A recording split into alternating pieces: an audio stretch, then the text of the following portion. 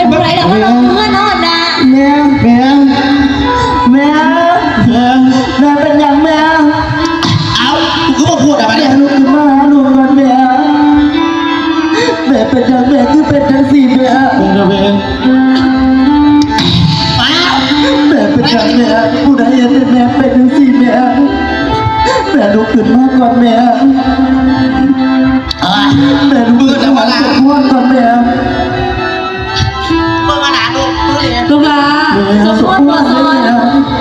เป็นผู้ไรล่ะลูกหลาก็ไปหาเพื่ แม่ อน แม่แม่จดมาดีมากเลย ไอ้ผู้นอน จอดเคยจะไปนั่งไหนไปมันเริ่ม ไอ้ผู้นอน พอดีดูทั้งสองพอพูดโทษได้แม่ ไอ้ลอย แม่เป็นอย่างนี้แม่คิดว่าสภาพแนวนี้แม่เดี๋ยวแม่ผู้ใดเห็นแม่ จะ เป็ เป็น นผู้ไร ที่ ก็ แม่ ต้องซิงกันเท่านี้แม่ สมบัติไอ้เมนี่ลงผ่านปวดสงสารเมเป็นคนที่ ตัวแม่ ทำปากคอยติดใส่เหลืองผมมีมือในอยู่เย็น แม่ที่ผ่านมาลูกขอโทษได้แม่ที่ลูกต้องจากแม่ไปทั้งสี่แม่ เมียต้องขออดทนลูกทั้งสองเอดีใจ ลูกอย่ามาอยู่น้ำบ่อได้แม่ ผมเมียได้มาพอกับผม พออีแม่ถ้าลูกพลาดอะพอ ลาพอแต่มีสติปื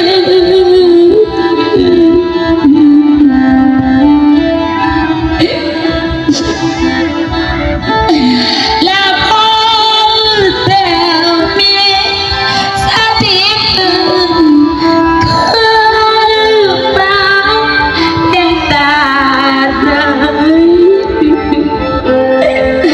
เห็นตา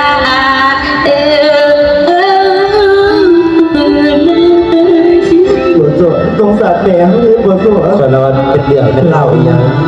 สุดท้ายเป็นต้นปีโกยางแตกสะดอก แหวนเดินน้องแต้มไปเห็นน้องไปอายผัวเอาบ่มีเนื้อ เฮ็ดจำได้จริงๆเฮ็ดจำนาบักคิดทุกคนนี่ได้จริง เห็นน้องเธอคนนี้คน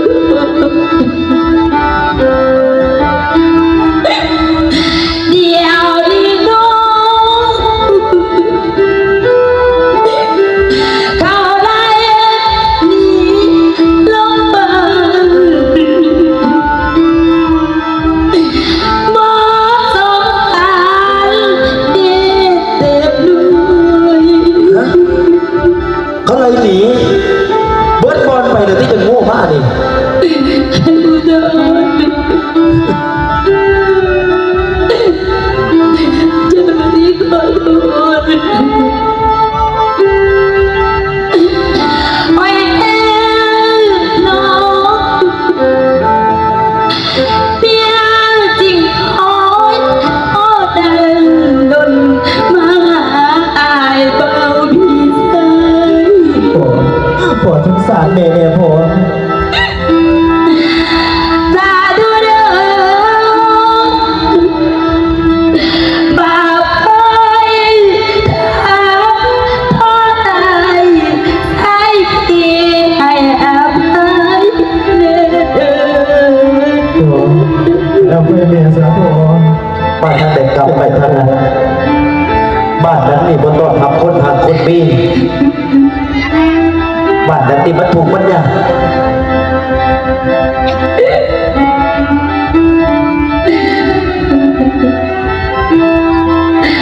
พ่อมาเลยจานมาเนี่ยเคยทำผิดที่อาจมาเอาไปดู คู่เดินเต็มไป พอแม่เป็นว่าปรับปีเดี๋ยวนี้พอ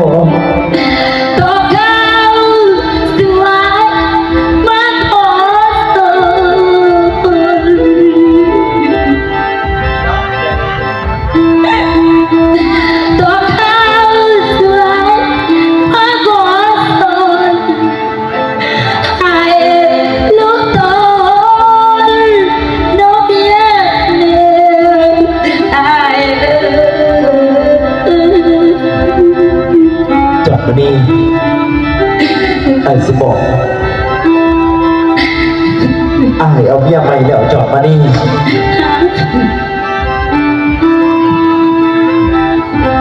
จอดมานี่บ้านท่านเดินกลับไปทางนั้นซะจอดมานี่เขาบริมีอย่างเกี่ยวของกันแล้วทุกสิ่งทุกอย่างมันจบแล้วจอดมานี่โอ้เดินรับมาเดินดูน้ำฝนยังไงแม่นี้ถอดบ่ไอแม่อยู่น้ำสาบ่ ไปเด้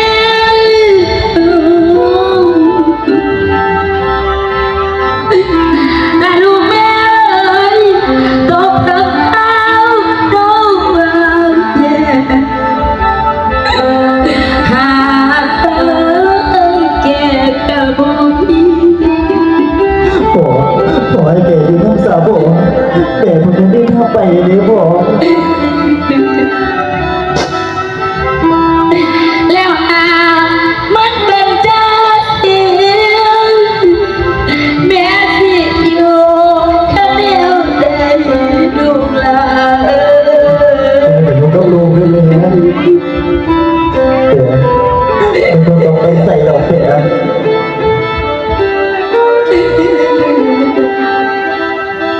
แต่ลูกแม่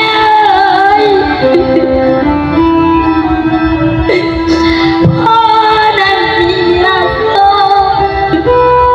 สิอยู่ไปคงได้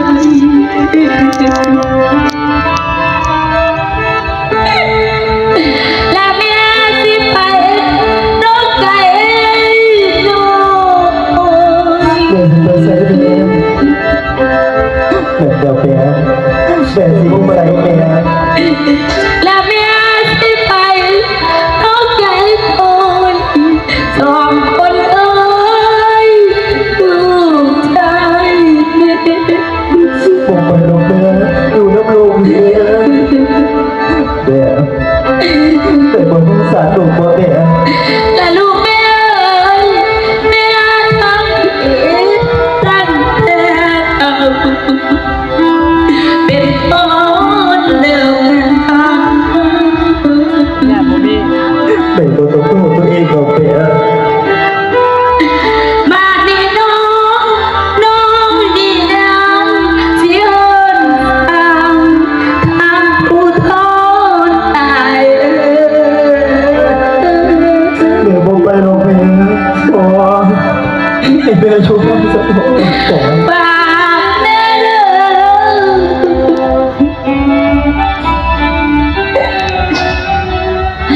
ปากแม่ปากตั้งโตให้หาแม่แต่ยังคงคุ้มสั่นดอกเบี้ยหัวยายยิบแม่ไปเรื่องหัวแต่เดี๋ยวอยู่น้ำสามหัว และเดียวคนตายคนนี้ที่ขอไปแล้ว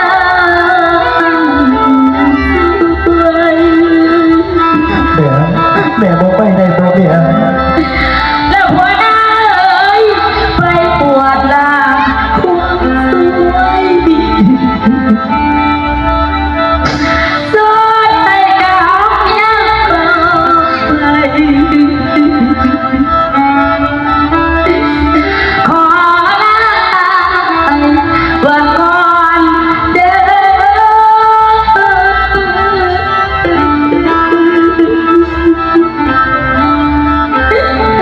โอ้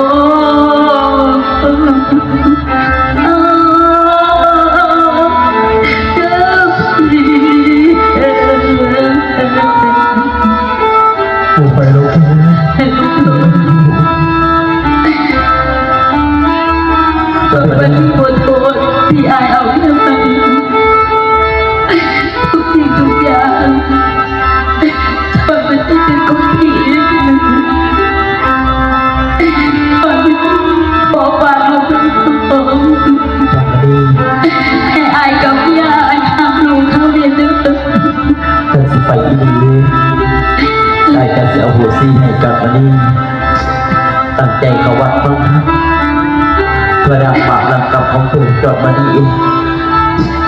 แต่สำหรับอาสิเอาเนี่ยสองคนมาอยู่น้ำกันอายเห็นบ่ได้ดอกอายขอโทษได้หลายจอดมาดี เปิดวันที่ปลอบใจอายได้หลายที่อายเอาบทที่เกิดพี่น้อง แต่ก็ไปในวันเดียว ลูกหลาน ก็ต้องไปหรอกแม่ดูน้ำหูทำแม่ เอ็ขอโทษเอ็มันเป็นคนบ่ดีเอ็ว่ามันสิจะอยู่กับเจ้าต้องสู้อง แม่ท่านแม่ไปในรูปที่ดูจังไหนแม่ เอ็เจ้าสองคนอยู่นำพ่อ แม่ เอ็มันเป็นคนที่มัน แต่ว่าแม่บ่หาลูกบ่แม่ ลูกคือแก้วตาดวงใจของแม่ แม่ แม่จะอยู่สุรามาเดียว แม่ที่ แม่ ตรง ก็ ไป รั แล้ ก ว ลูก แม่ โอ้ เป็นสิ่งลูกไปนี่บ่ ไอ้ลูกทั้งสองจำไว้ว่าแม่สู้ๆพูดจริงกันนะเจ้าเปิดหัวใจ แม่ ให้แม่อยู่บ่ได้ดอกนะ แม่ แม่จะไปบวชใส่กรรมที่แม่ได้ทำไว้ แต่บ่ไปหรอกแม่ท่านแม่ไปสมบูรณ์เพื่อสอนลูกจังไหนแม่ แม่จะอยู่กับพ่อจะลูกแม่ไปก่อน แม่แม่กลับมาหาสมบูรณ์เพื่อสอนก่อนแม่เพื่อสอนแม่ผมมุ่งไปแล้วเพื่อสอน นี่ลูกหลานเจ้าอย่าโหงอย่าให้น้ำแม่เจ้ามันสิเป็นบาปเป็นกรรมต่อแม่เจ้าย่ำเจ้าคิดหอดแม่เจ้าย่ำมันสิมันผ่าตั้งแต่พระเขาพระป่าไปหาแม่เจ้าลูกหลานเลย เกิดหัว เอาพี่น้องเนาะมาหอดดีในท่านบาปแต่เห็นเวรทันใจแต่เทวาสิ้นสุดลงไปพี่น้องเนาะสำหรับจดมานี่เขาได้กระทำผิดตัวผัวพี่น้องเนาะเป็นว่าบาปกรรมเนาะที่จดมานี่ได้เหตุได้สัตว์กับผัวไว้เนาะก็ถือว่าก็ได้ไปบวชซี่หรือว่าลากบาปดักกับพี่น้องเนาะไปบวชมาเป็นภาวนาพี่น้องเนาะสำหรับผู้ทอดก็มาเอาเมียใหม่พี่น้องวันนี้ในท่านเนาะฝากไว้น้ำพี่น้ำน้องพี่น้องบ้านเฮาเนาะฝากไปเหตุเป็นทันใจของพี่นันดูการเพชรพุนไซเนาะเอามาดีก่อน